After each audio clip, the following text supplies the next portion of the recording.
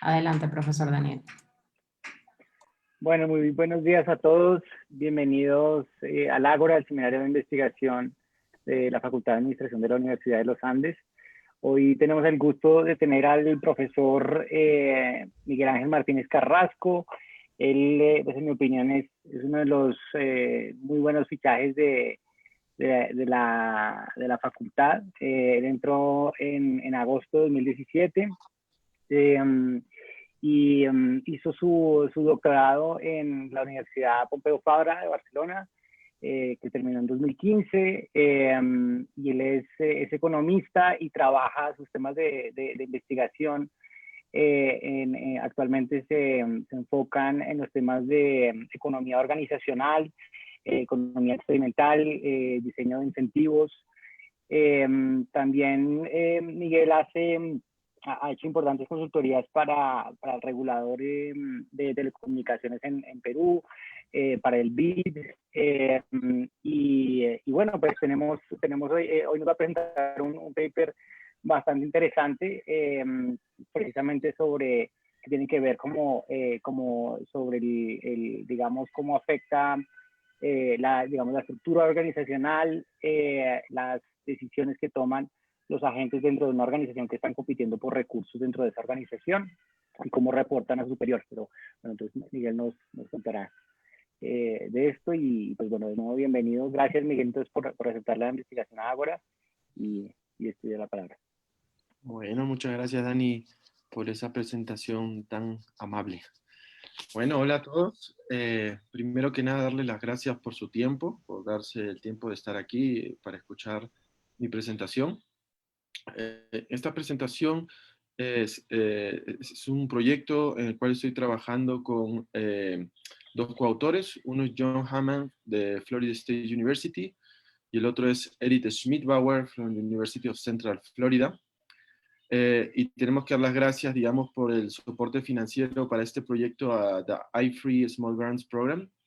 Y el paper que voy a presentar hoy se llama Would I Lie to You? Project Selection and Bias Advice, que la traducción sería algo así como ¿te mentiría? Selección de proyectos cuando tienes advisors que pueden estar sesgados. La palabra consejero no me gusta mucho, así que probablemente utilice advisors durante la presentación. Entonces, este proyecto es parte de una agenda de investigación un poco más grande que tengo con estos coautores, en la cual estamos tratando de entender la relación que existe entre las diferentes estructuras organizacionales, ¿no? Y cómo se dan los flujos y la calidad de la información que se transmite dentro de esas organizaciones, ¿no? Es un poco esta relación. Y en general, en la literatura de administración, ahí está bien establecida, digamos, la relación entre la estructura organizativa y los flujos de información, ¿sí? Porque cuando hablamos de estructura organizativa, normalmente lo que pensamos son en las jerarquías organizacionales, en las responsabilidades y roles que tiene cada miembro dentro de la organización, y justamente en la forma en que los derechos de decisión, o sea, decidir quién toma qué decisión, se determinan dentro de la organización. Entonces, al establecer estas relaciones o esta red dentro de la organización, de alguna forma también estamos estableciendo quién le pregunta a quién qué cosa, quién le responde a quién qué duda, quién resuelve qué problema. Entonces, los flujos de información están muy relacionados a la estructura de la organización o del grupo en el cual estamos trabajando. Y esto, digamos, es algo que es bastante conocido. Sin embargo, muchas veces cuando se habla de este tema, se deja un poco de lado el hecho de que cuando los flujos de información fluyen dentro de la organización, no solo estamos hablando de que la información fluye, sino que también la calidad de la información que fluye importa mucho. Y que la estructura organizativa finalmente no va a tener un impacto solo en los flujos, sino también en la calidad.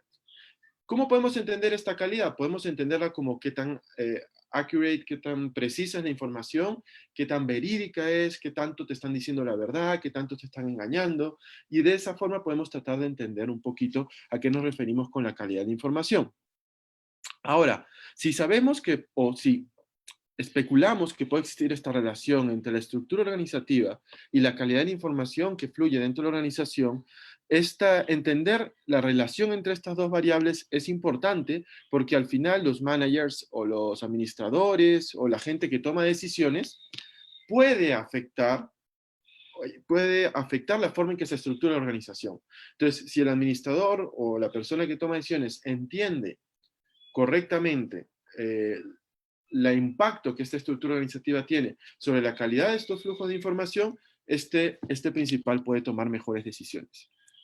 Y claramente todo esto va a estar enmarcado en un contexto, y hay variables del contexto que van a influenciar también en cómo se da esa relación entre los flujos de información y la calidad de información que se transmite a través de la estructura organizativa, que también va a afectar entonces, o debería afectar entonces, cómo el principal o el administrador deciden su estructura organizativa para poder minimizar, digamos, el comportamiento engañoso que puedan tener los agentes dentro de la organización, ¿no?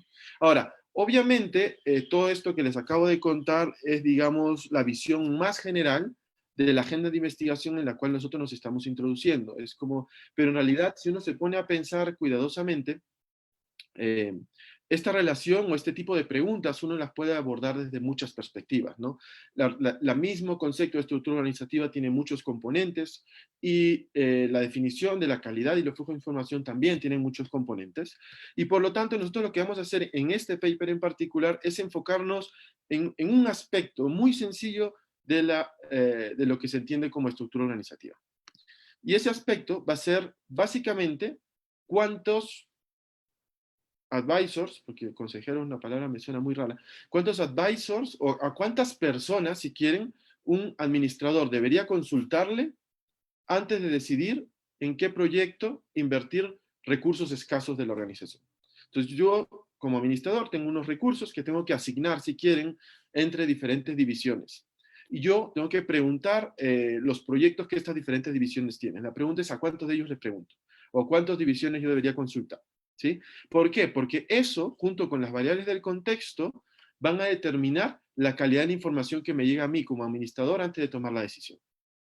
Entonces, la pregunta es, ¿cómo puedo yo tomar mejores decisiones de asignación en este contexto? Entonces, el foco en este paper va a ser entender cómo la competencia entre advisors que están potencialmente sesgados puede afectar la calidad de los proyectos que son seleccionados por la persona que toma las decisiones, por el principal, cuando este principal tiene recursos escasos. Una forma de pensar esto es, ¿yo dónde invierto esos recursos escasos o cómo los asigno estos recursos escasos entre estos diferentes proyectos o entre estas diferentes divisiones, ¿no? Y obviamente el canal a través del cual los advisors, los consejeros o las personas que yo consulto afectan mi decisión como administrador es a través de la información que ellos me dan, ¿sí? De la calidad de la información que ellos me mandan. ¿Cuál es el supuesto implícito aquí? El supuesto implícito que se hace muy frecuentemente en este tipo de proyectos es que las personas a las cuales yo consulto tienen mejor información que yo. Dentro de una jerarquía lo que se asume es que las personas encargadas de divisiones o diferentes sectores o diferentes mercados van a tener mejor información sobre las tareas que ellos realizan, sobre los procesos de producción que ellos toman, sobre el tipo de cliente que ellos tienen. Entonces el administrador obviamente tiene una idea general del panorama, pero las características, los detalles sobre la rentabilidad de un proyecto, de un producto, de una nueva innovación, es algo que lo conocen mucho mejor, digamos, los que están en la parte de abajo de la jerarquía. Entonces, obviamente, cuando yo tengo unos recursos escasos que solo puedo asignar en algunos proyectos, yo les pregunto a ellos, la pregunta es aquí, ¿cuándo ellos van a tener los incentivos para decirme la verdad sobre la calidad de los proyectos que ellos están manejando? Entonces, para explicarles un poquito la intuición que hay detrás del paper, porque lo que les he dicho ahorita es como la visión más general, podemos imaginar que tenemos este principal, que es este personita aquí pintadito de negro, y el principal en realidad yo lo he enmarcado, digamos, dentro de una organización, pero esto abarca unas situaciones que son mucho más generales. Podemos pensar en mucho más situaciones. La persona con recursos limitados que está pensando dónde invertir puede ser un CEO, puede ser un inversionista, puede ser un político que no sabe qué proyecto empezar, si una carretera o un proyecto de aguas, etcétera. Puede ser un empleador que está tratando de contratar a alguien y no sabe qué tipo de trabajador contratar, y puede ser, por ejemplo, el manager de un departamento de investigación y desarrollo, ¿no? Todos estos escenarios pueden ser capturados por este pequeño framework. Y obviamente, al momento que yo tengo que decidir dónde invertir, yo voy a buscar qué proyectos existen, qué proyectos hay disponibles, pero normalmente lo que sucede es que hay demasiada información y el principal que toma decisión no tiene el suficiente conocimiento. La solución típica es yo le consulto a un advisor, a uno o a más advisors, puedo consultar a todos los que quiera, ¿ok?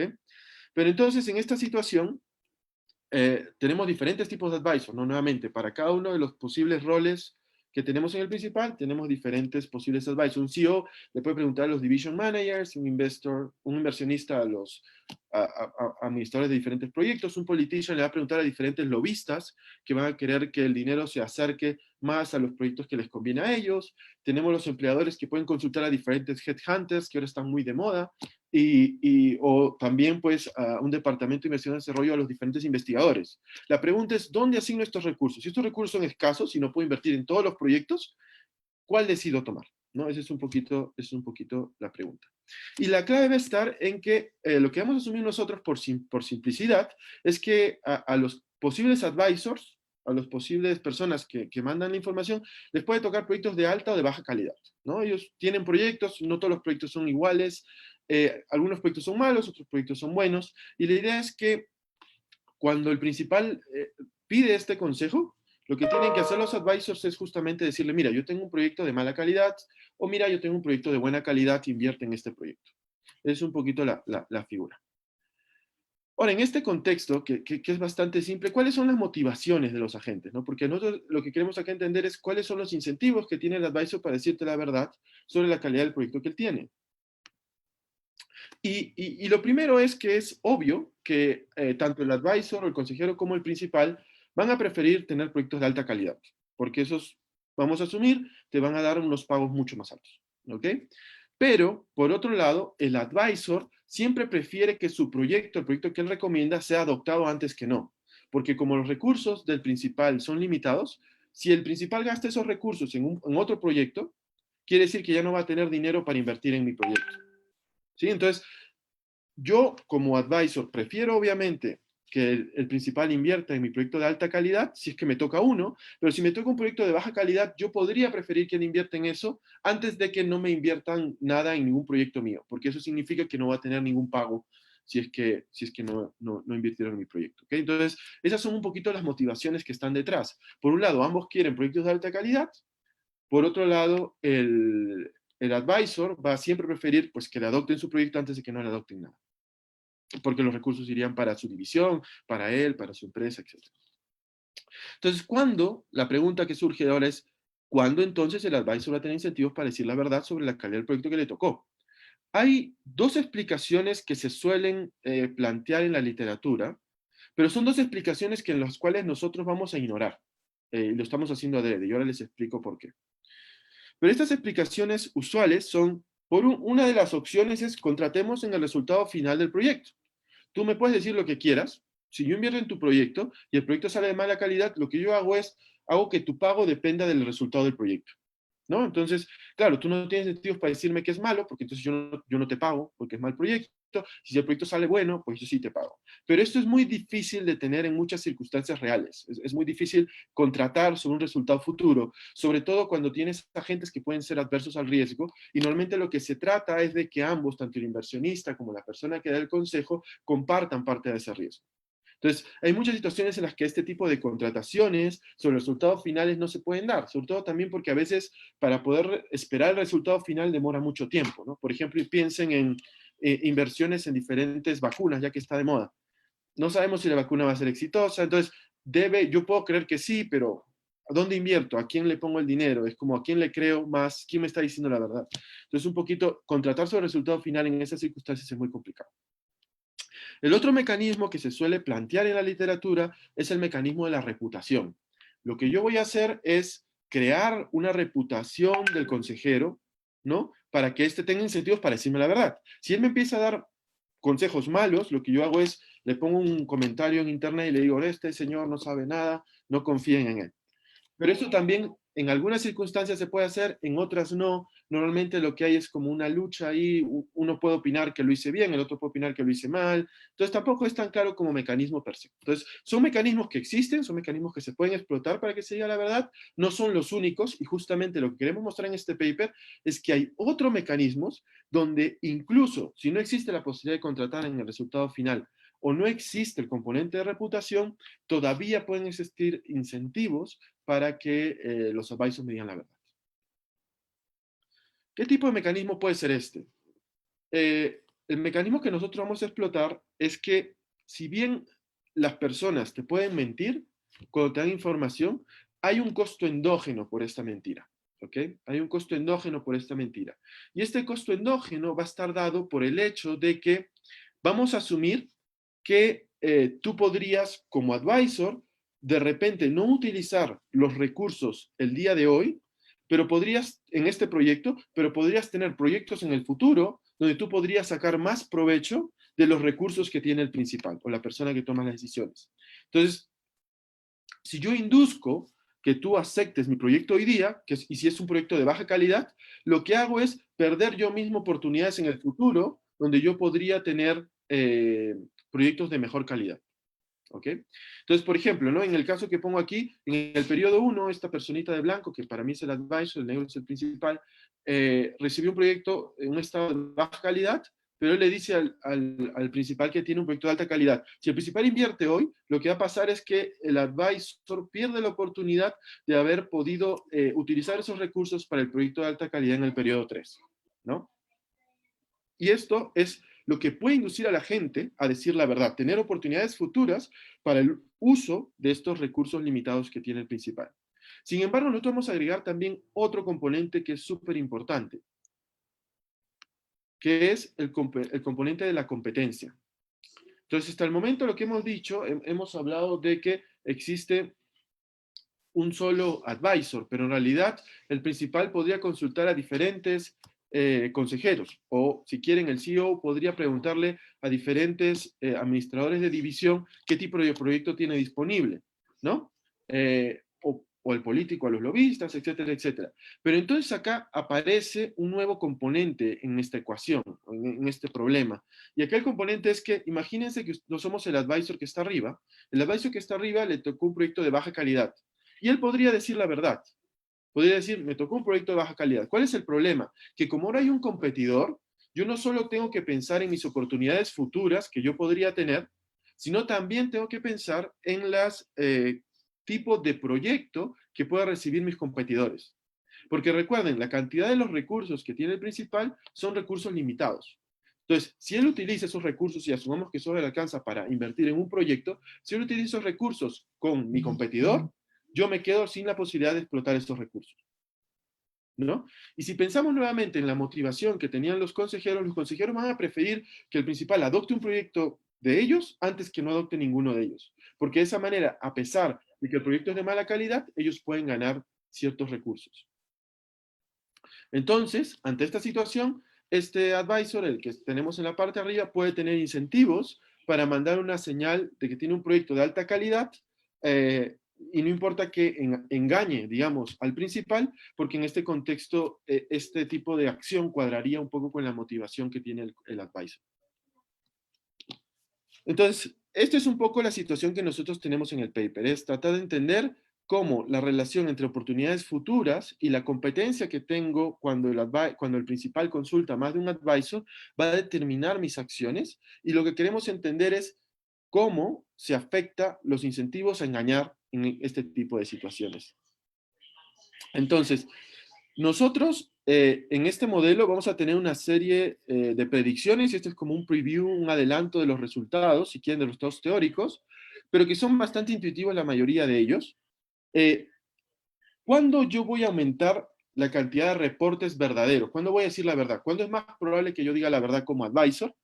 Primero, cuando el pago relacionado al proyecto de mala calidad baja, porque pues sí, es cierto que prefiero que me inviertan, pero si es muy malo y en cambio el pago que yo tengo en los proyectos de alta calidad es muy alto, quizás este incentivo a esperar que me toque un proyecto más alto es más grande. Entonces, tanto si baja el pago relacionado a los proyectos de mala calidad como si aumenta el pago relacionado a los proyectos de alta calidad, yo voy a preferir decir la verdad más seguido, ¿no? Entonces eso es como bastante directo.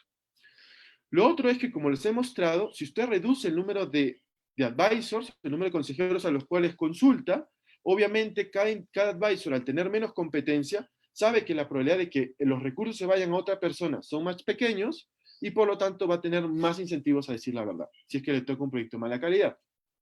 Eso también es bastante intuitivo.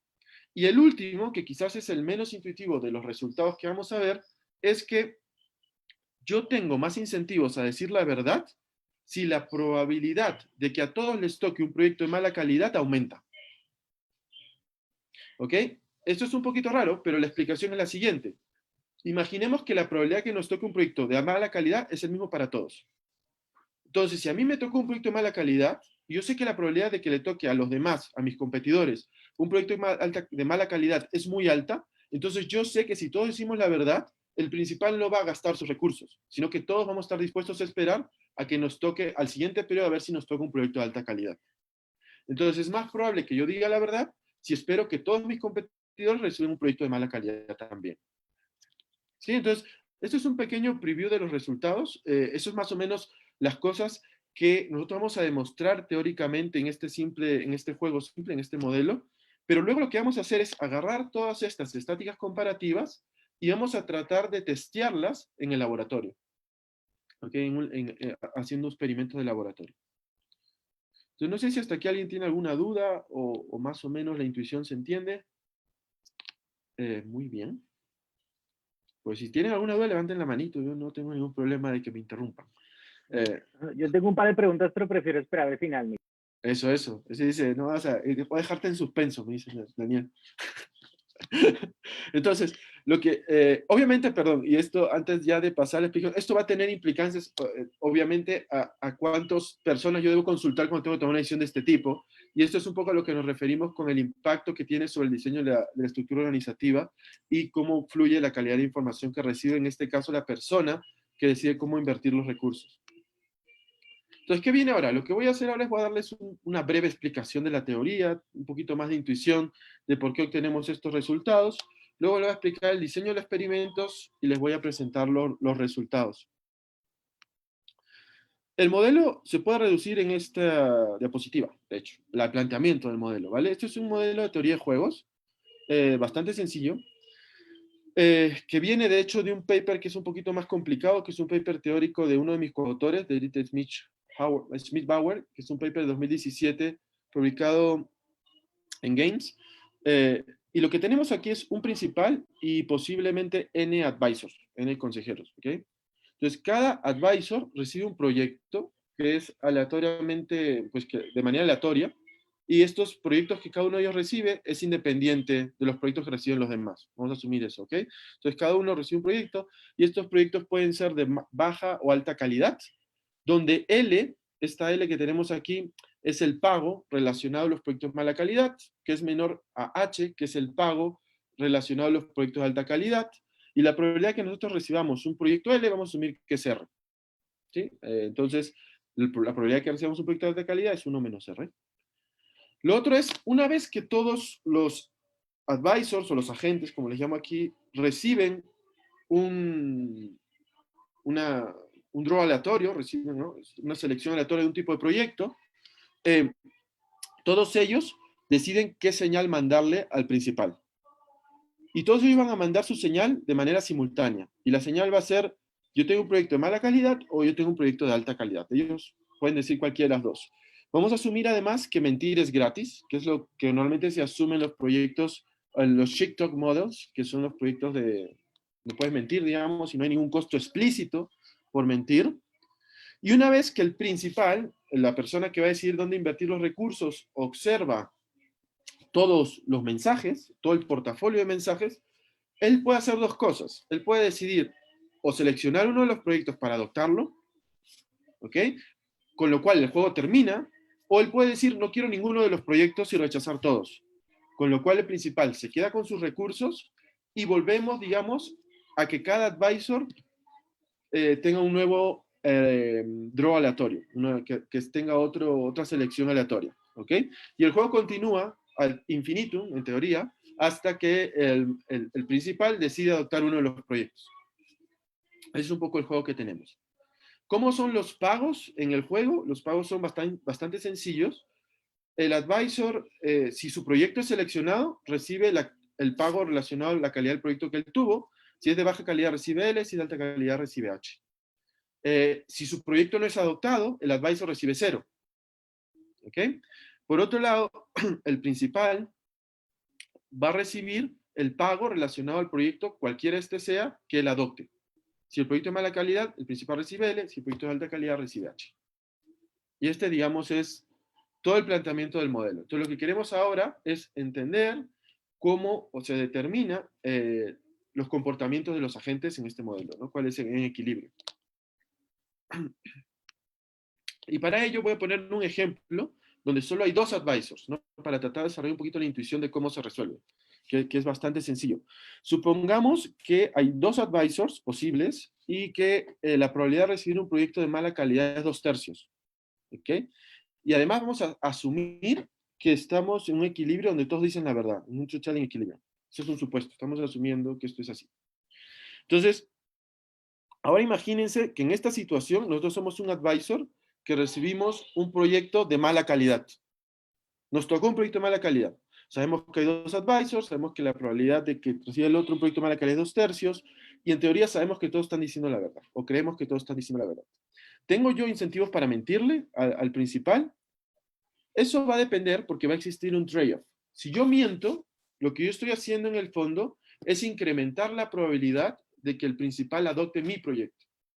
Pero por otro lado, si yo miento, lo que estoy haciendo es quitándome la oportunidad de tener un pago por un proyecto de alta calidad en el futuro para que el principal adopte mi proyecto de mala calidad hoy. Entonces ese es un poquito el trade-off.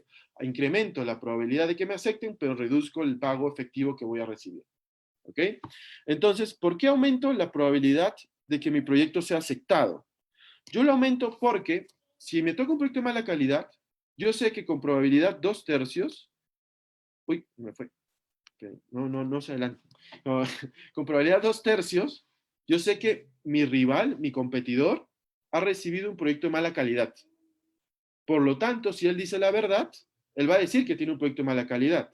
Como yo lo he engañado, yo estoy engañando y digo que tengo de alta calidad, la probabilidad de que el principal acepte mi proyecto, dado que ha recibido un mensaje alto y uno bajo, es 1, porque yo le dije que él tenía alto. ¿Sí? Ahora, eso es con probabilidad 2/3 que el otro recibe el proyecto de mala calidad. Con probabilidad 1/3 yo sé que el otro recibe un proyecto de alta calidad. Con lo cual, él también va a mandar un mensaje de alta calidad. Los dos hemos mandado un mensaje de alta calidad y el principal, por lo tanto, va a ser indiferente entre los dos y la probabilidad de que él acepte mi proyecto va a ser 1/2. Entonces, si hacemos los cálculos 2/3 por 1 más 1/3 por 1/2, vemos que la probabilidad de que el principal acepte mi proyecto es 5/6. Si yo le digo que tengo un proyecto de alta calidad cuando en realidad tengo uno de baja calidad. Ahora, ¿qué pasa si yo digo la verdad? Ya no voy a mentir, le voy a decir la verdad. Yo voy a decir que tuve un proyecto de mala calidad. Con probabilidad 1/3, el otro, mi competidor, recibió un proyecto de alta calidad y por lo tanto, si yo digo la verdad, el principal va a aceptar el proyecto del otro. Siempre. ¿Sí? Entonces es 1/3 por 0. No hay probabilidad. Si yo digo la verdad y el otro le toca alto, no hay forma de que el principal adopte mi proyecto. Ahora, con probabilidad 2/3, el otro va a recibir un proyecto de mala calidad y si él dice la verdad, quiere decir que los dos hemos enviado un mensaje de mala calidad, el principal no va a aceptar ninguno de los proyectos y vamos a tener un random draw de nuevo. Vamos a seleccionar otros tipos de proyectos. Y la probabilidad ex ante de que el principal acepte uno o el otro va a ser de 1/2. Por lo tanto, la probabilidad, si yo digo la verdad, de que acepten mi proyecto es 1/3. ¿Sí? Entonces, si se dan cuenta, si yo miento, la probabilidad de que me adopten mi proyecto es 5/6. Si digo la verdad, la probabilidad de que adopten mi proyecto es 1/3. Dado que tengo un proyecto de mala calidad. Pero sabemos también que si termina aceptando mi proyecto cuando miento, yo voy a pasar un pago de H a un pago de L, que es menor. Por lo tanto, ¿cuándo voy a decir la verdad? Yo voy a decir la verdad cuando en términos de expectativas, cuando en el esperado, mi ganancia esperada en el futuro, por decir la verdad, sea más alta que pues, por mentir. O sea, 5/6 por L menor que 1/3 por H. ¿Sí? Esto es en este ejemplo sencillo. Si lo quisiéramos de manera más general, con 2 advisors tendríamos que la condición que se tiene que cumplir para que yo diga la verdad es que L sea menor que R sobre 1 más R por H. Ahora, esta misma lógica que acabamos de aplicar se puede generalizar para cuando tenemos N advisors. ¿Ok? Y la proposición sería parecida a la anterior, solo que ahora, pues aparece aquí, si se dan cuenta, el N, donde lo que podemos decir es que un equilibrio donde todos dicen la verdad va a existir sí y solo si la condición de compatibilidad de incentivos que yo planteo aquí se cumple. Y esta condición de compatibilidad de incentivos no es otra cosa que H, que es el pago que recibo por un proyecto de alta calidad, por la probabilidad de recibir un proyecto de mala calidad elevado a la n-1 sobre la sumatoria de esta probabilidad de 0 a la n-1 menos L, que es el pago que tendría por un proyecto de mala calidad. Esto de aquí, lo que está aquí, la primera expresión, no es otra cosa que el continuation value que yo puedo obtener si digo la verdad. ¿Ok? Y esto sería el pago inmediato que tendría por engañar. Entonces, cuando esta expresión es positiva, es mayor o igual a 0, yo tengo incentivos en teoría a decir la verdad siempre. Es un poquito la... Y no voy a entrar en detalles de la demostración, pero digamos que esa es la idea. Y si ustedes toman la estática comparativa con respecto a esta expresión, van a obtener los mismos resultados que yo expliqué en el preview de los resultados, que es que la condición de compatibilidad de incentivos va a ser más fuerte si se incrementa H, que es el pago del proyecto de alta calidad, si se incrementa la probabilidad de obtener proyectos de mala calidad, o si se reduce el pago de mala calidad y el número de competidores. Eso se puede demostrar, no es necesario, pero es un poquito los resultados. Entonces, en este contexto, nosotros en realidad lo que tenemos tenemos dos tipos de equilibrio. Podemos tener el equilibrio en el cual existe los incentivos para decir la verdad, con lo cual, si es que estas condiciones se cumplen, el que tiene el proyecto de mala calidad va a decir, mi proyecto es malo, no lo adoptes, y el que tiene el proyecto de alta calidad va a decir, mi proyecto es bueno, invierte aquí, y tenemos un bubbling equilibrio en el cual esta condición de compatibilidad de incentivos no se cumple, y todos mentimos, y todos decimos que tenemos un proyecto de alta calidad. Son los dos tipos de equilibrio que podemos tener. ¿Ok? Eso es básicamente. Listo. Entonces, Miguel, había una pregunta que hizo Carlos y se me ocurre que tal vez con la ecuación que tenías ahí antes de la sumatoria, puede que la puedas contestar ahí. Él pregunta cómo sería que para entender el efecto de la competencia quisiera saber cuál es el resultado de estas probabilidades, o sea, estos cálculos, si hay un solo advisor. es que si hay un solo advisor, tus incentivos, tú no vas a mentir. Nunca. No hay no hay No, razón. no hay competencia. Tú vas a esperar, en este contexto sencillo, ¿no? Obviamente. En este contexto sencillo, vas a esperar hasta que te toque un proyecto de alta calidad, pues porque siempre hay una probabilidad que te toque. Quizás, si la probabilidad fuera demasiado bajita, no, pues igual esperarías, porque en este modelo en particular estamos asumiendo que no hay un valor de descuento en el tiempo, que se podría incluir en el paper, y si lo incluyeras, el valor de descuento en el tiempo, pues sí, quizás incluso con un solo advisor llegaría un momento en el cual ese advisor te mentiría si es que es suficientemente impaciente, ¿no? O si la probabilidad de que te toque un proyecto bueno es demasiado bajita, ¿no? O sea, porque al final tu pago esperado sería como No, pero probabilidad por pago. si tú no tienes un valor de descuento en el tiempo, eso da igual. No importa qué tan baja sea, podrías esperar, porque no te importa esperar. Por eso necesitas que exista un valor de descuento en el tiempo, que no sea muy alto, pero si existe ese valor de descuento en el tiempo, entonces sí tendrías que, en algún momento te podría mentir el advisor solito. Pero en este caso, por simplicidad, pues quitamos el valor de descuento.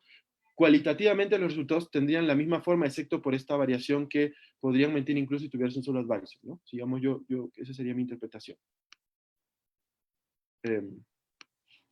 De hecho, también tenemos las versiones del modelo, y esto pues al que le interese, existe la versión del modelo con 3 estados, donde tenemos low, medium and high quality, y tenemos uno también con infinitos estados, pero digamos, para la parte experimental esto no tiene mucho sentido porque se pone muy complicado, para la parte teórica sí, ¿no? Entonces, el que tiene interés, pues me puede mandar un mensajito y le mando las referencias. Entonces, ¿cómo diseñamos el experimento? El experimento es muy parecido al modelo teórico. En el experimento juntamos a un grupo de gente en el laboratorio, normalmente tenemos entre 18 a 24 personas en el laboratorio, y los ponemos en grupos de 3, donde les asignamos el rol A o el rol B1, B2 o B3 cuando tenemos 3 advisors. Y básicamente los B son los advisors, los A son los que tienen el rol de principal. Cada agente B recibe nuevamente un proyecto asignado de manera aleatoria con un valor L o H, con las probabilidades R o 1 menos R. Una vez que ellos ven nuevamente el proyecto asignado o la calidad del proyecto asignado, ellos mandan un mensaje de high or low, y una vez que el principal ve el portafolio de mensajes, él decide si aceptar uno de los que está ahí o ninguno. Si no acepta ninguno, regresamos al paso 2, donde cada advisor tiene nuevamente una asignación aleatoria de un proyecto, un valor de un proyecto, y seguimos y continuamos así. Para el experimento, nosotros pusimos un máximo de 20 rondas. O sea, no fue infinito, sino que tenían hasta 20 random draws, tenían la oportunidad hasta 20 random draws, y si es que el principal no escogía ninguno hasta ese punto, pues se les daba un pago por default a todos, que era bien pequeñito, digamos, pero nunca llegamos a ese punto en el experimento, nunca se llegó ahí, ¿sí? O sea, siempre se acabó antes el juego. ¿Cuáles son los tratamientos que nosotros testeamos en este experimento? El primer set de tratamientos, lo que hicimos fue variar la probabilidad de recibir un proyecto de baja calidad. Entonces, lo que nosotros hicimos fue escoger un pago para el proyecto de mala calidad de $2, un pago para el proyecto de alta calidad de $10, y tuvimos estas probabilidades de tener un proyecto de mala calidad: 60%, 75% y 90%. Si se dan cuenta, aquí tenemos solo dos agentes. En la última columna, nosotros lo que hemos puesto es el cálculo de la compatibilidad de incentivos que tenemos arriba. Entonces, lo que nosotros decíamos era, entre más tú aumentes la probabilidad de recibir proyectos de mala calidad, más fuerte es el incentivo a decir la verdad. Y eso es lo que obtenemos aquí. Vemos que pasamos de 1,75 a 2,74. Entonces, el incentivo es más fuerte para decir la verdad. En teoría, en todos estos tratamientos, todos debieron decir la verdad siempre. Eso es en teoría. En teoría, ¿no? Porque pues por eso se cumple la restricción de compatibilidad de incentivos. Lo otro es que esta primera línea que tenemos acá es la que nosotros vamos a usar como baseline de comparación. Entonces, casi todo lo vamos a comparar con esta primera línea, en la cual pues, los incentivos eran muy altos para decir la verdad. Entonces, este es el primer set de tratamientos. El segundo set de tratamientos, dejamos fijo la probabilidad ahora de recibir un proyecto de mala calidad, y lo que variamos es el pago del proyecto de mala calidad. Pasamos de $2 a $3.50 a $5. Entonces, cuando aumentamos el pago, el valor del pago del proyecto de mala calidad, pueden ver cómo se va reduciendo la fuerza de la restricción de compatibilidad de incentivos. Tanto así que cuando el pago ya es de 5, en teoría ya no debería nadie decir la verdad. Todos deberíamos estar en un Veblen equilibrio, porque ya el pago del proyecto de mala calidad es lo suficientemente alto como para que los advisors recomienden ese como si fuera alto, incluso pues en cualquier momento, ¿no? Dado la espera que tienen, dadas estas probabilidades de recibir proyectos de mala calidad. Entonces vamos a comparar estos dos con el primero también. Y el tercero set de tratamientos, ya vamos a dejar fijos los pagos en 2 y 3.5 con la probabilidad, pero vamos a aumentar el número de agentes de advisors a 3. Vamos a aumentar la competencia. Ya no vamos a tener 2 advisors, sino que vamos a tener siempre 3, vamos a tener 3 advisors. ¿Ok?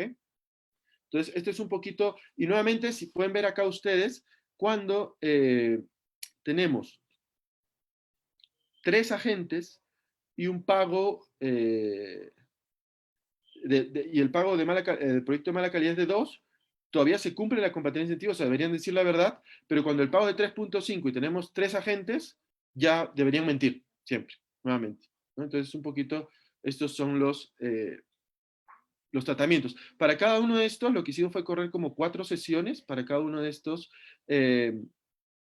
grupos.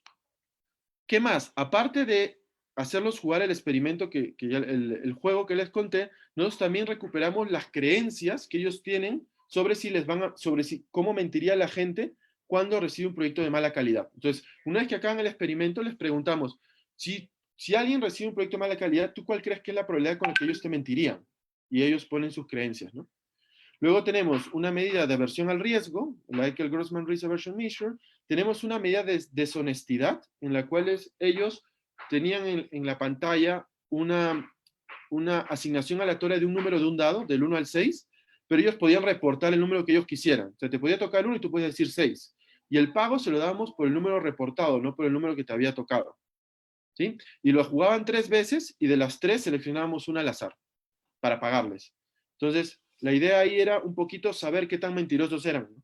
Entonces, o qué tanto les importaba el pago, y eso también lo hacíamos al final del experimento para poder tener como control de los resultados que hemos tenido arriba, y teníamos algunas características demográficas, teníamos sexo, edad, nivel educativo, y una más que no me acuerdo.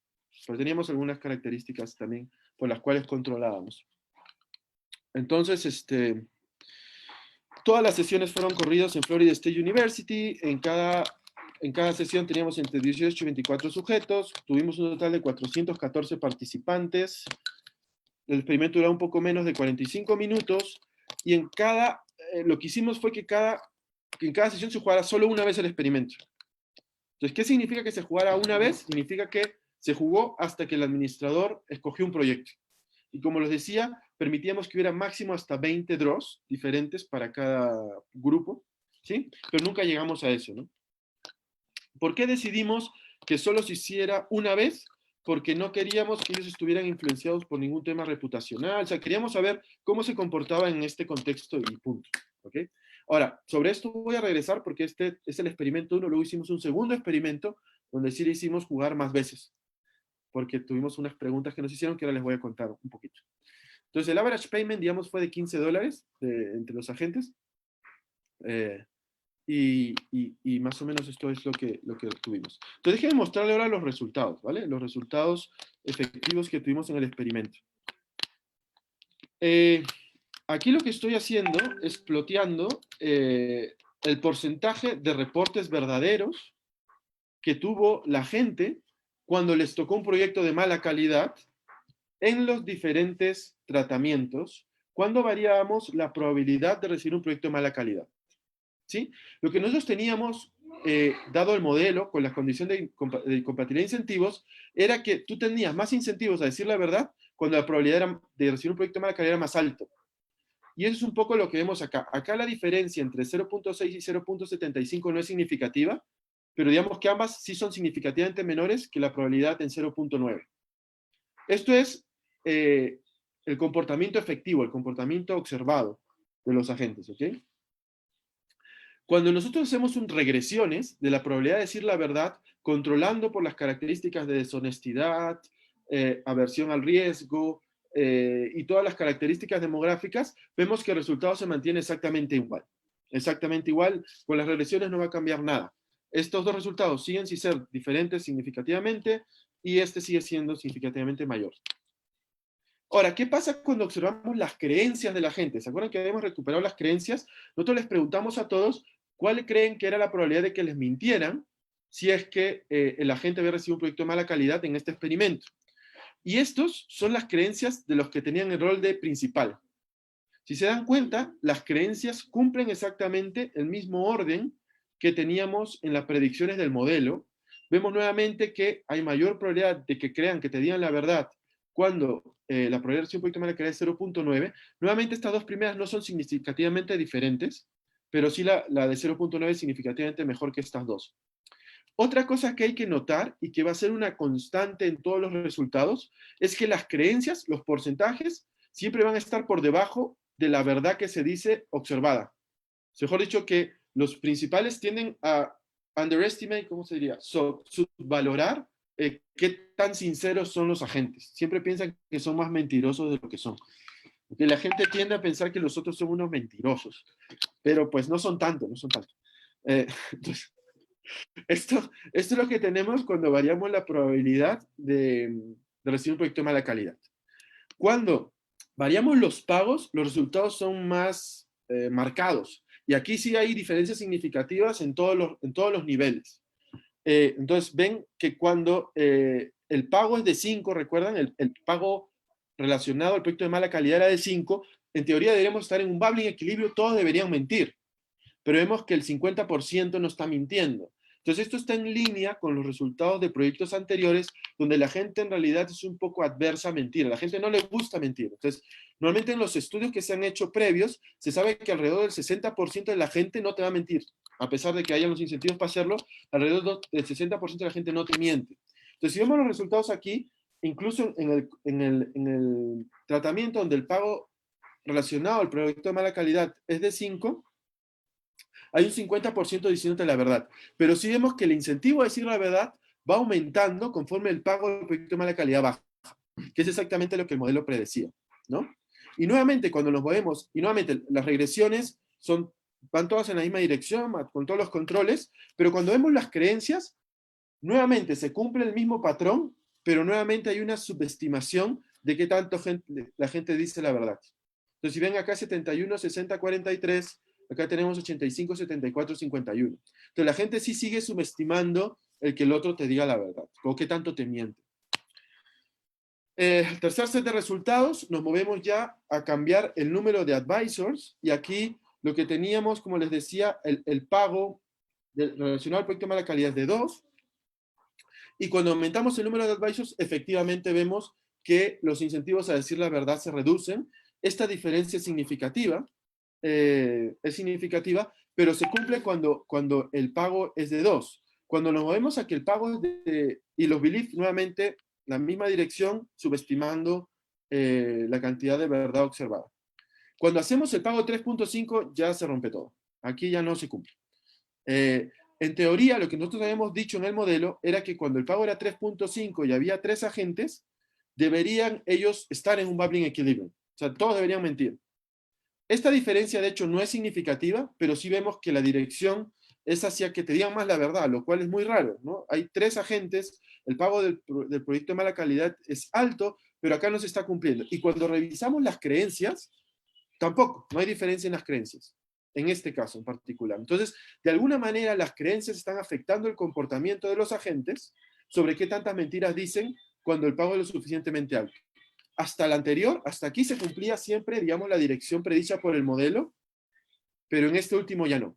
Y eso nos llevó a preguntarnos, ¿realmente los agentes están entendiendo el juego? Porque como lo juegan una sola vez, entonces una pregunta que surge es, ¿qué tanto es que ellos no han terminado de entender el juego? ¿Qué tanto es, si ellos lo jugaran más veces, aprenderían a mentir? ¿O aprenderían a que el juego los debería, en ese caso, decir, miente más? ¿O se acercarían más a las predicciones del modelo? Entonces, para eso hicimos un segundo experimento en el cual hicimos que ellos jugaran hasta 10 veces. Nuevamente, cada periodo aquí es un periodo en el cual empiezan los random draws hasta que el administrador o el que está en el rol de principal adopta uno de los proyectos, ¿no? Y eso puede tomar hasta 20 periodos. En total teníamos 10 juegos de esos. Pero para evitar nuevamente los reputational concerns, el hecho de que podría haber reputación, lo que hicimos es que en cada periodo hicimos random rematching. Todos mantuvieron su rol como advisor o como principal, pero los juntábamos con otras personas y ellos sabían que los juntábamos con otras personas, ¿sí? Acá teníamos menos participantes porque digamos que ya no es necesario, porque tenemos más observaciones por cada equipo, no es que juegan 10 veces, entonces no es necesario tener una muestra tan grande. Y de hecho esto nos lleva a una discusión muy interesante en lo que es economía de comportamiento cuando hacemos experimentos, que hay esta dicotomía, por un lado, de que cuando corres el experimento una vez, pues no tienes dinámica, de hecho el modelo no tiene dinámica, entonces estás más cerca del modelo, pero siempre te preguntan si realmente entendieron el juego, pero cuando corres mucho, saben que entendieron el juego, pero te dicen, pero la dinámica no está en el modelo, entonces, ¿cómo? Entonces tenemos los dos para evitar ese problema. Entonces veamos qué fue lo que salió, ¿no? Veamos qué fue lo que salió. Estos son los resultados. En este caso, para la probabilidad de recibir un proyecto de mala calidad, quitamos ya el 0.75 y solo hicimos el 0.6 contra el 0.9. Y ven nuevamente que los resultados van en la misma línea de lo que teníamos antes. Cuando tú tienes una probabilidad de tener un proyecto de mala calidad de 0.9, tú dices la verdad más seguido, ¿no? Tú dices la verdad más seguido. Cuando comparamos los pagos, ya no pusimos el de 5, comparamos el de 2 con 3.5. Nuevamente, cuando aumenta el pago del proyecto de mala calidad, tú dices menos la verdad, que era también algo que esperábamos. Cuando cambias el número de advisors y el pago del proyecto de mala calidad es de 2, nuevamente baja la cantidad que dices la verdad. Y nuevamente llegamos al de 3.5 con 3. Y otra vez son indiferentes, acá no pasa nada, ¿no? Nuevamente, incluso cuando lo juegan 10 periodos, esto sigue siendo así, ¿vale?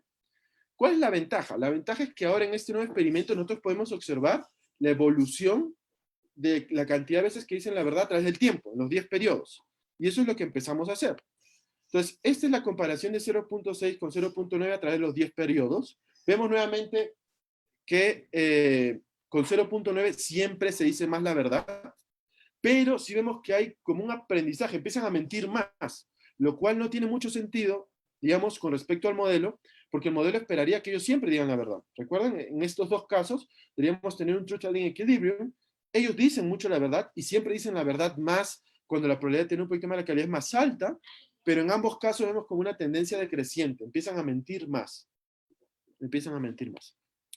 Cuando comparamos los pagos, nuevamente uno esperaría que cuando el pago del proyecto de mala calidad es más alto, ellos mientan más, que es algo que se ve también en los 10 periodos, pero nuevamente hay una tendencia a la baja, a que mientan más ambos, a pesar de que en la mayoría de casos, cuando el pago del proyecto de mala calidad es bajo, ellos están mintiendo más. Las cosas extrañas ya empiezan a suceder cuando nos movemos entre 2 a 3 agentes. ¿Ok? Aquí lo que el modelo predecía era que cuando tenías 3 agentes se mentía más. Y es cierto al inicio, igual como en el modelo, como en el resultado original. Pero vemos que acá sí, a través del tiempo, cuando hay 2 agentes, se empieza a mentir mucho más hasta el punto en que se cruzan. Y esto se vuelve peor cuando el pago es de 3.5. Por algún motivo, cuando hay 2 agentes, empieza a haber mucho más mentira. Entonces, ¿cuáles son las posibles explicaciones? Nuevamente, el modelo no consideraba la dinámica que podía existir. Para evitar efectos reputacionales, hicimos random rematching. Pero acá hay otras cosas que también están jugando un rol, que tienen que ver mucho más con temas de comportamiento que con temas teóricos. Tienen que ver, nosotros especulamos con 3 diferentes cosas.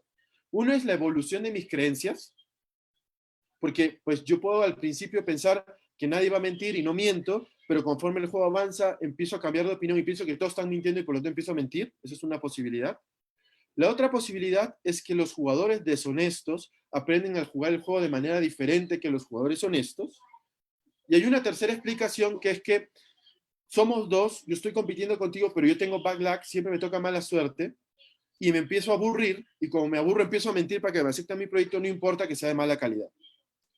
Estas 3 explicaciones de comportamiento todavía no las hemos evaluado, digamos que es lo que tengo que hacer ahora. Todavía no hemos tengo que seguir evaluando este segundo proyecto, pero digamos que son las 3 posibles explicaciones. Estas 3 explicaciones no están directamente capturadas en el modelo.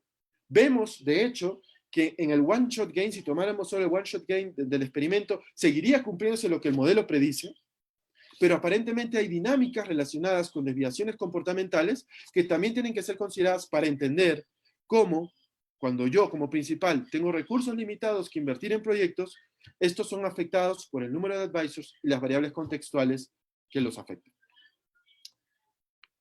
Para concluir, ¿qué hemos demostrado hasta el momento en este proyecto? Demostramos que de hecho los advisors pueden tener incentivos a decirte la verdad, incluso si no hay efectos reputacionales, incluso si no se puede contratar resultado, cuando ellos esperan que haya oportunidades en el futuro más beneficiosas y cuando creen que el continuation value por esa espera es suficientemente alto, ¿no? En la mayoría de los casos, en el one-shot gain, la evidencia es consistente con las predicciones teóricas. Vemos que hay un montón de gente que dice la verdad, incluso más de lo que los principales esperan. O sea, los principales tienden a subestimar la cantidad de verdad o la cantidad de gente que dice la verdad, pero también vemos que esta cantidad de gente que dice la verdad se reduce en el tiempo. Hay ciertas posibles explicaciones de comportamiento que aún no hemos evaluado y queremos entender. Pero finalmente todo esto que les hemos contado tiene un impacto directo sobre cómo tú decides a cuántas personas consultarles cuando tienes que decidir dónde invertir recursos escasos dentro de una organización. ¿Cuáles son los siguientes pasos, aparte del análisis de las creencias o de los efectos comportamentales que les acabo de mencionar? Como les dije, esto es parte de una agenda de investigación que es un poco más grande, un poco más rica, y hay 3 preguntas sobre todo que queremos responder, que son bastante importantes. La primera es, ¿cuál es la relación que existe cuando a este modelo le incluye reputación? Y si es que la competencia reacciona de manera distinta cuando existe esta reputación. ¿Sí? Porque en este momento lo que estamos diciendo es la competencia lo que está haciendo es haciendo que la gente mienta más. Hay otro paper de Chloe Terdigan y otra persona que no me acuerdo, que lo que ellos demuestran es que cuando hay reputación, en realidad la competencia lo que te hace es que digas más la verdad.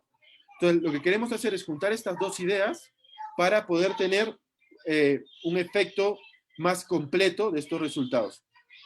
Lo otro es entender cómo la naturaleza del mensaje cambia cuando el mensaje es enviado de manera individual o cuando es enviado por un grupo. Porque nuevamente, tú en vez de preguntarle a un advisor, podrías preguntarle a un grupo. ¿Qué pasa en ese grupo? ¿Estarían más dispuestos a mentir o mentir sería incluso más difícil cuando otros te observan? ¿Y cuál sería el rol del líder cuando ellos te están observando lo que tú estás haciendo? Cuando el resto de tu equipo te observa. ¿Dirías aún más la verdad si el mensaje fuera un mensaje que representara al grupo en vez de que te represente a ti como individuo? Esa es otra pregunta que tenemos disponible.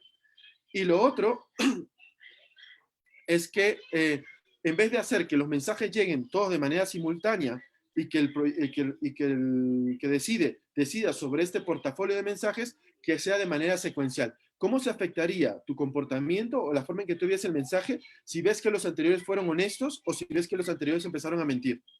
Entonces, estas tres diferentes,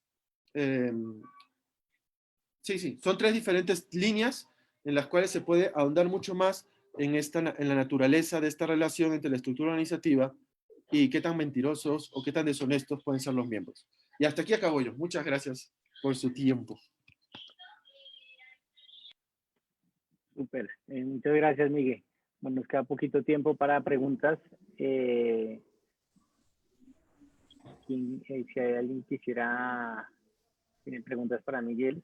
Yo tengo algunas, pero pues quiero, bueno, Giorgio, dale. Juliana tenía dos preguntas, tenía una pregunta en el chat. Juliana tiene una pregunta en el chat, decía si los participantes del juego saben que solo se juegan 20 rondas. Sí saben. Sí saben, pero nunca llegaron a 20. Creo que el que más llegó fue a 10. Pero sí sabían ex ante. Jennifer Taborda tiene una pregunta. Hola Miguel, muy interesante Hola, tu Jennifer, experimento. Dos preguntas. Una es, ¿cuál es el perfil de los que responden el experimento? ¿Son estudiantes de economía, de administración? ¿Tomaron el curso de micro con información asimétrica o no saben nada al respecto? Y la segunda, se me olvidó cuál era.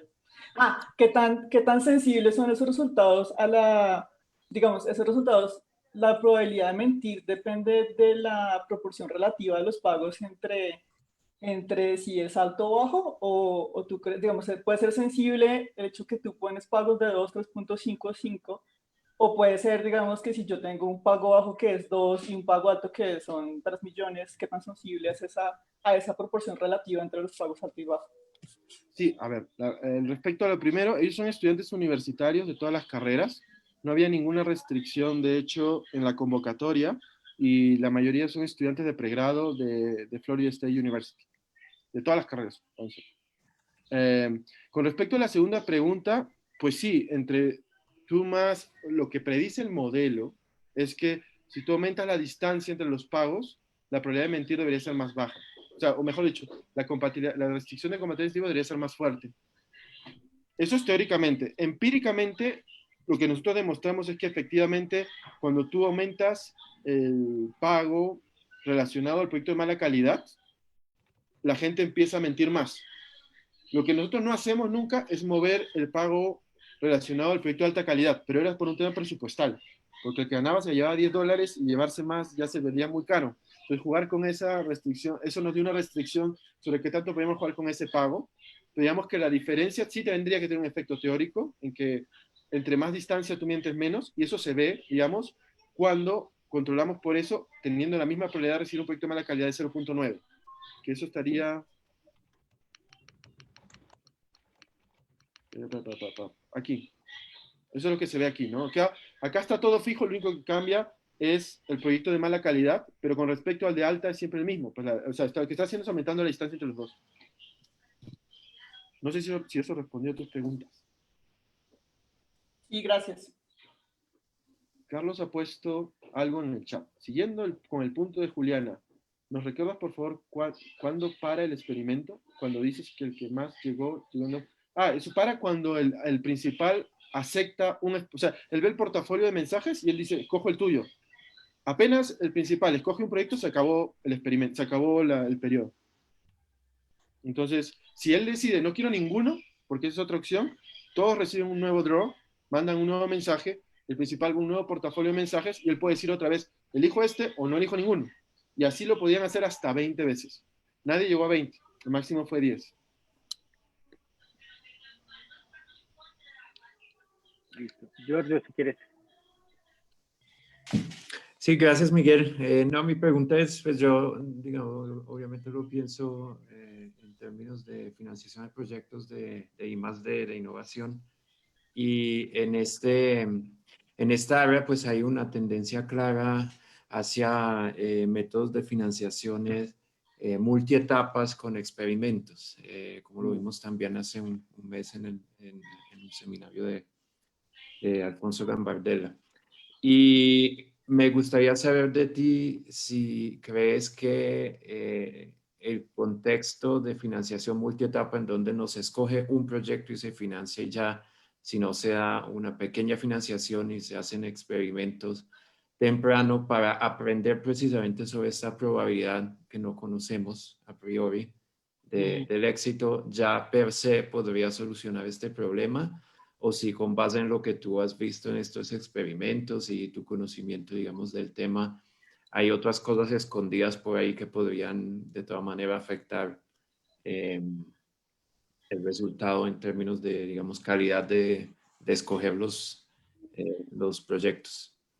Esa pregunta es chévere.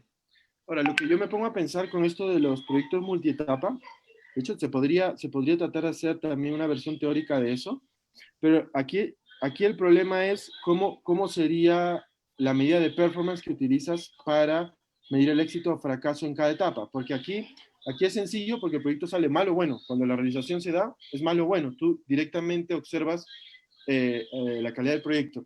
En el caso de multietapas, lo que podría terminar pasando es que el investigador va a tratar de convencerte que su proyecto sigue siendo bueno.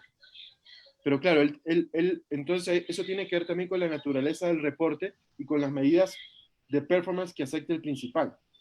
Entonces lo que tendríamos que hacer aquí es pensar una forma de que haya cierta probabilidad de capturar la mentira de alguna forma. O sea, mejor dicho, que exista la posibilidad de mentir y de que haya cierta probabilidad de que te capturen la mentira.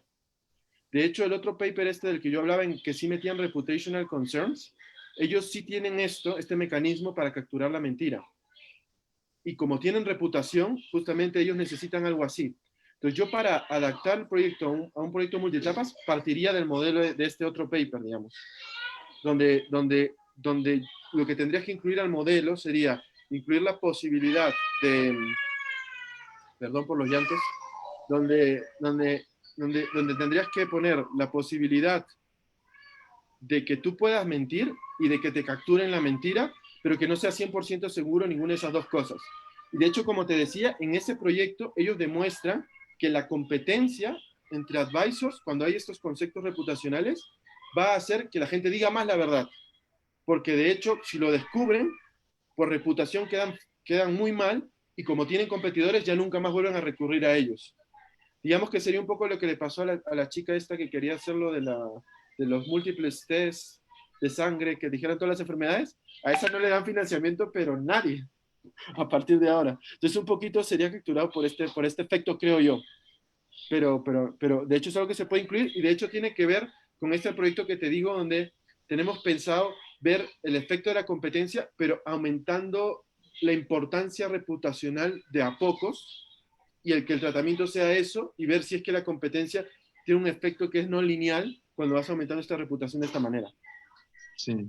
Es que hay una característica clave, creo que en este modelo, digamos, si uno lo quiere trasladar a la realidad, que aquí la decisión la toma solo una persona, y casi que el supuesto es que esta persona no tiene el conocimiento para detectar una mentira. Es decir, en un contexto real, por ejemplo, en I+D, pues la decisión la toma muy frecuentemente, pero no siempre, pero muy frecuentemente, digamos, un comité, una comisión en donde también hay gente que, digamos, técnica, que podría fácilmente detectar, digamos así, si los que están pidiendo la financiación están mintiendo. Entonces, eso podría también, yo creo que reducir un poco el problema, ¿cierto? No, eso es cierto. Pero por otro lado tienes, por ejemplo, los que tratan de contratar a un profesor. Y el profesor llega y te mete, te dice su Sí, profile sí, sí. y pues... Sí, no eso tienes es más forma de- como, de pronto es más aplicable a financiaciones entre organizaciones, cuando hay un contractor y un financiador. Sí, yo creo que el punto principal de este proyecto es resaltar que existe esta otra fuerza que también te puede llevar a decir Sí. la verdad. Y que por lo tanto la gente no solo está afectada por reputación o por contratar sobre el resultado final, sino que también explotar oportunidades futuras tiene un rol importante y la competencia lo afecta, de hecho. Entonces, entre más competencia generes, esta fuerza deja de ser tan importante. Y tienes que tener cuidado con eso al momento de determinar la forma de tu organización. Yo creo que ese es el mensaje principal de este proyecto. Obviamente hay otras cosas, se puede hacer más complicado, se puede ir más cerca de la realidad y eso es algo que estamos tratando de hacer en los proyectos que vienen. Digamos. Listo. Bueno, Miguel, muchísimas gracias. Fascinante, la verdad, el tema. Yo tengo muchas preguntas, pero creo que por respeto al pues, el tiempo del resto, porque estamos un poquito pasados, más bien te las paso yo directamente. Pero muchísimas gracias, súper chévere el tema. A mí, pues, personalmente me parece fascinante. Y bueno, No, gracias a pues todos, nada, de gracias nuevo. por venir nuevamente, gracias por darse el tiempo. Gracias por tu tiempo, Miguel. Chao. Súper. Gracias a todos. Excelente el Feliz proyecto. día. Con este terminamos para este semestre. Entonces nos vemos el próximo. Nos vemos esta Gracias a todos. Ojalá nos veamos. Oiga, señor Gutiérrez, ¿cómo está usted? Nos vemos esta tarde. Ahí yo también tengo comentarios y un corolario es cómo atar investigación con docencia. Aquí usted, digamos, salta a los temas de incentivos y los incentivos los podemos meter, pero mucho más. Sí, no, acá, eso seguro que tú me puedes enseñar mucho de cómo hacer esa conexión. Te debo una presentación, by the way, te la mando ahora en un rato. Listo. Chao, Roberto, gracias. Chao a todos. Chao, Roberto. Chao.